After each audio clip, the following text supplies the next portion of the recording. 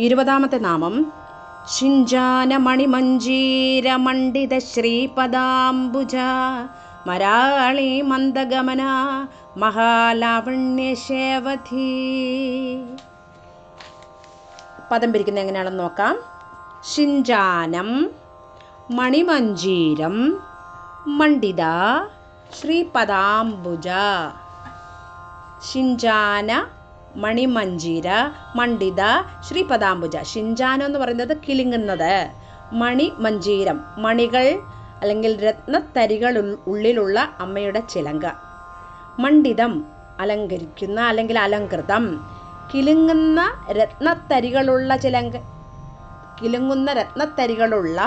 ചിലങ്കയാൽ അലങ്കരിക്കപ്പെട്ട പാദങ്ങൾ ഉള്ളവൾ അല്ലെങ്കിൽ താമരപ്പൂ പോലെയുള്ള പാദങ്ങൾ ഉള്ളവൾ. അതാണ് ശിഞ്ചാനമണിമഞ്ജീര മണ്ഡിത ശ്രീ പദാംബുജ. ദ്വയ പ്രഭാജാല പരാകൃത സരോരുഹ. പദദ്വയം എന്ന് പറഞ്ഞാൽ രണ്ട് കാലുകൾ. പ്രഭാജാലം എന്ന് പറഞ്ഞാൽ പ്രകാശപൂരം. പരാകൃതം നിന്ദിക്കുന്നത്. സരോരുഹം താമര. ആ പ്രകാശപൂരത്താൽ താമരപ്പൂവിനെ പോലും നിന്ദിക്കുന്ന രണ്ട് പാദങ്ങളുള്ളവൾ. അമ്മയുടെ കാൽ നഖങ്ങളിൽ നിന്നും പ്രകാശം വരുമ്പോൾ ആ കാണുന്ന കാൽപാദങ്ങൾ എങ്ങനെയിരിക്കും? അത് താമരപ്പൂവിനെ പോലും വെല്ലുന്ന സൗന്ദര്യമുള്ള കാൽപാദമുള്ളവൾ. അതാണ് പദദ്വയ പ്രഭാജാല പരാകൃത സരോരുഹ. അടുത്തത് മരാളി മന്ദഗമന മഹാലാവണ്യശേവധി. മരാളി മന്ദ ഗമന മഹാലാവണ്യ ശേവധി. മരാളി മന്ദഗമന. മരാളി എന്ന് വെച്ചാൽ അരയന്നം. ആ അരയന്നപ്പിടയുടെ മന്ദഗമനം, ആ അരയന്നപ്പിട പോലെ മന്ദം നടക്കുന്നവൾ. മഹാലാവണ്യ ശേവധി എന്ന് പറഞ്ഞാൽ ലാവണ്യം എന്ന് വെച്ചാൽ സൗന്ദര്യം. ശേവധി എന്ന് പറഞ്ഞാൽ ഒരു നിധിയാണ് അമ്മ. മഹാലാവണ്യത്തിൻ്റെ ഒരു നിധിയാണ് അമ്മ. അതുല്യമായ അഴകിൻ്റെ നിധിയായവൾ. ഈ ഒരു നാമം വരെ ശ്രീ പദാംബുജ എന്ന് പറയുന്ന ഈ നാമം വരെ അമ്മയുടെ കേശാദിപാദ വർണ്ണനയാണ് എന്ന് പറയും. ഈ പരബ്രഹ്മം എന്ന് പറയുന്നത് ബ്രഹ്മാണ്ടം നിറഞ്ഞു നിൽക്കുന്ന ഒരു ശക്തിയാണ്. അപ്പോൾ ആ ശക്തിയെ നമ്മൾക്കൊരു രൂപത്തിൽ ഒതുക്കുന്നതൊക്കെ നമുക്ക് സങ്കല്പിക്കാൻ മാത്രമാണ്. ഇപ്പം ഈ അമ്മയുടെ രൂപം ഇങ്ങനെയൊക്കെ വിവരിക്കുന്നത് മഹായോഗികളായ ആചാര്യന്മാർ അവരുടെ തപസ്സിൽ അവർക്ക് കിട്ടിയ ദർശനത്തിൻ്റെ വഴിയായിട്ടാണ് അമ്മയുടെ ഈ രൂപങ്ങളെയൊക്കെ ഇങ്ങനെ വർണ്ണിച്ചിരിക്കുന്നത്. അപ്പം നമ്മളും ഈ രൂപങ്ങൾ ഇങ്ങനെ മനസ്സിൽ ധ്യാനിച്ചുകൊണ്ട് ഈ നാമം ചൊല്ലണം. അപ്പോൾ നമ്മുടെ പ്രാണ ഊർജത്തിൻ്റെ പ്രസരണം വളരെ വേഗത്തിലാകും. അങ്ങനത്തെ ഒരു ദർശന സൗഭാഗ്യമുള്ള ഒരു നാമമാണ് ലളിതാ സഹസ്രനാമം. അത് ഭയഭക്തിയോടുകൂടി നമ്മൾ ചൊല്ലുകയും പഠിക്കുകയും ചെയ്യേണ്ടതാണ്.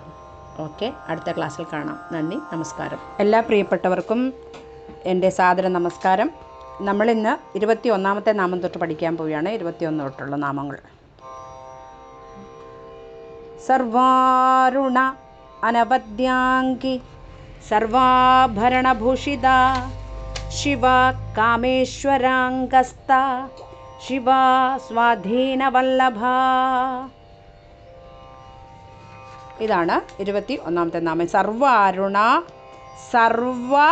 അത് പിരിക്കുന്നത് എങ്ങനെയാണെന്ന് വെച്ചാൽ സർവ അരുണ അനവദ്യാംഗി സർവ ആഭരണ ഭൂഷിത. സർവ എന്ന് പറഞ്ഞാൽ സർവവും അരുണമായത്, സർവവും ചുവപ്പായത്. അനവദ്യമായ അംഗം. അനവദ്യം എന്ന് വെച്ചാൽ ഒരു കുറവും ഒരു ന്യൂനതയും ഇല്ലാത്ത അംഗങ്ങൾ കൊണ്ട് ശോഭിക്കുന്നവൾ. അതായത് അമ്മയുടെ അവയവങ്ങൾക്ക് കറക്റ്റ് മെഷർമെൻറ്റാന്ന് പറയും. നമ്മുടെ ശരീരത്തിൻ്റെ ഓരോ അംഗങ്ങൾക്കും ഓരോ മെഷർമെൻറ്റ് പറഞ്ഞിട്ടുണ്ട്. അപ്പോൾ അമ്മയുടെ അംഗങ്ങൾക്കൊന്നും ഒരു കുറവുമില്ലാത്ത വളരെ സമ്പൂർണമായ അംഗലാവണ്യത്തോടു കൂടിയതാണ് അമ്മയുടെ ശരീരം. അതാണ് അനവദ്യ അംഗം എന്ന് പറയുന്നത്.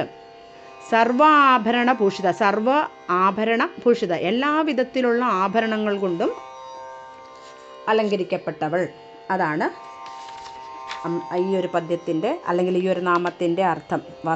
സർവ അരുണ എന്ന് വെച്ചാൽ വസ്ത്രവും ആഭരണവും രൂപവും തുടങ്ങി എല്ലാം അരുണവർണ്ണമായിട്ടുള്ളതെന്നും വേണമെങ്കിൽ പറയാം.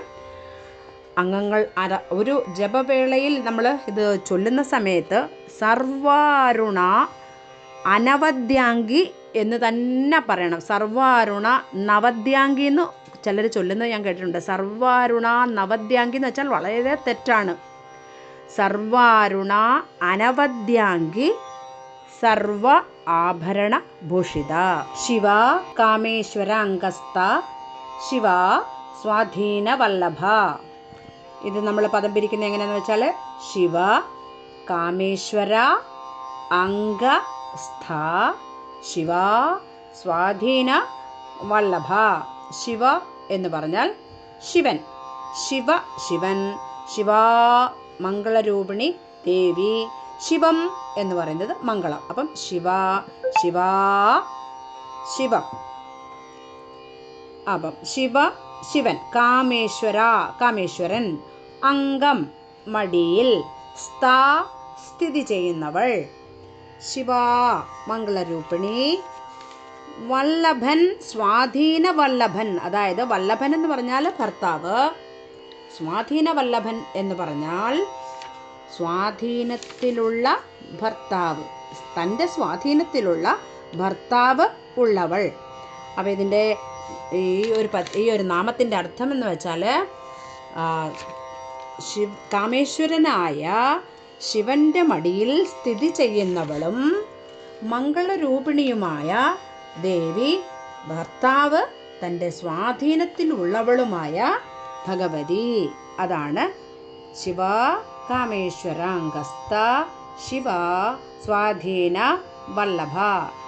കാമേശ്വരൻ്റെ മടിയിൽ സ്ഥിതി ചെയ്യുന്നവളും മംഗളരൂപിണിയും ഭർത്താവ് തൻ്റെ സ്വാധീനത്തിലുള്ളവളുമായ പരമേശ്വരി. അതാണ് ഈ ഒരു നാമത്തിൻ്റെ അർത്ഥം.